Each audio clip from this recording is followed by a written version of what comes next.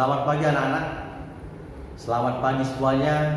Salam sejahtera bagi kita semua. Tetap semangat dalam mengikuti pembelajaran kita. Sebelum kita belajar dan memulai pembelajaran hari ini, marilah kita berdoa kepada Tuhan Yang Maha Esa. Doa kita mulai. Doa selesai. Terima kasih. Minggu yang lalu kita telah mengikuti pembelajaran ekonomi mengenai upah, pembagian upah dan jenis-jenis upah.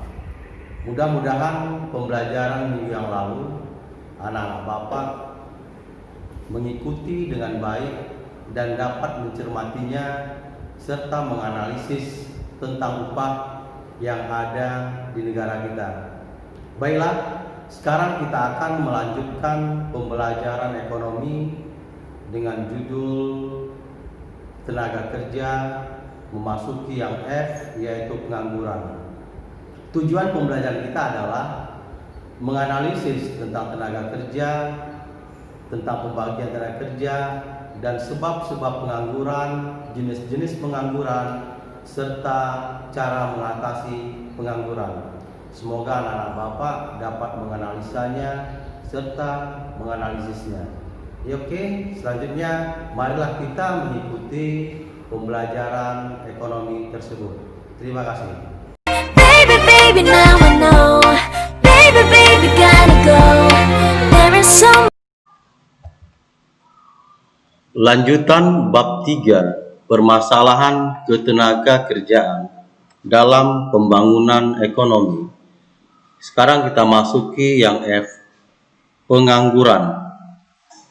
Pengertian pengangguran. Pengangguran adalah angkatan kerja yang belum atau sedang mencari pekerjaan. Pengangguran terjadi karena jumlah penawaran tenaga kerja lebih besar daripada permintaan tenaga kerja. 2. Tingkat pengangguran. Tingkat pengangguran yaitu perbandingan jumlah pengangguran dengan jumlah angkatan kerja yang dinyatakan dalam persen.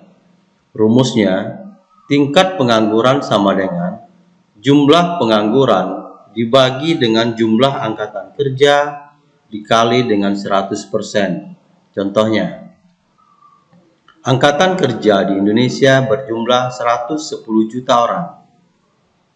Sedangkan orang yang bekerja sebanyak 100 juta. Maka hitunglah tingkat penganggurannya.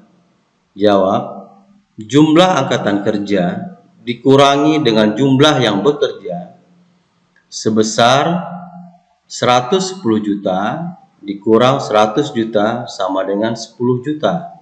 Maka tingkat penganggurannya sama dengan jumlah pengangguran dibagi dengan jumlah pekerja kali 100%.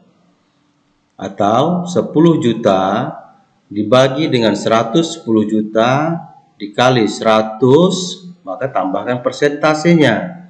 Maka sebesar 9,09% tingkat penganggurannya. 3. Macam-macam pengangguran. A. Pengangguran berdasarkan lamanya waktu kerja. Berdasarkan lamanya waktu kerja, pengangguran dapat dikelompokkan menjadi sebagai berikut. Pertama, pengangguran terbuka atau open unemployment. 2. Setengah pengangguran atau under unemployment. 3. Pengangguran terselubung disguised unemployment. 4. Atau keterangan tersebut dapat kamu baca dalam buku ekonomi di halaman 64 sampai dengan 65. B. Pengangguran berdasarkan penyebabnya. Berdasarkan penyebabnya, pengangguran dapat dikelompokkan menjadi sebagai berikut. Pertama, pengangguran struktural atau structural unemployment. 2. Pengangguran siklus atau cyclical unemployment. 3. Pengangguran friksional atau frictional unemployment. 4. Pengangguran musiman atau seasonal unemployment. 5. Pengangguran teknologi atau technological unemployment. 6. Pengangguran sukarela. Keterangan tersebut dapat kamu baca dalam buku ekonomi di halaman 65 sampai dengan 66. 4. Dampak pengangguran. A. Dampak pengangguran terhadap perekonomian nasional kita. Yang pertama, pendapatan masyarakat dan penerimaan negara dari pajak pasti turun. 2. Naiknya tingkat kriminalitas yang berdampak pada tingkat keamanan di dalam berusaha. 3. Daya beli masyarakat turun. 4. Pertumbuhan ekonomi secara nasional turun karena semakin banyak pengangguran. 5. Pengaruh pada stabilitas politik dan sosial. B. Dampak pengangguran terhadap individu yang mengalaminya. Pertama, secara psikologis, pengangguran dapat mengurangi kepercayaan diri bagi pelakunya. 2. Pengangguran dapat mengurangi fungsi akal sehat pelakunya. 3. Pengangguran dapat menghilangkan mata pencarian. 4. Pengangguran dapat menghilangkan keterampilan pelakunya. C. Cara mengatasi pengangguran. 1. Bagi pengangguran, mereka harus dapat mengembangkan kreativitasnya melalui berwirausaha secara mandiri.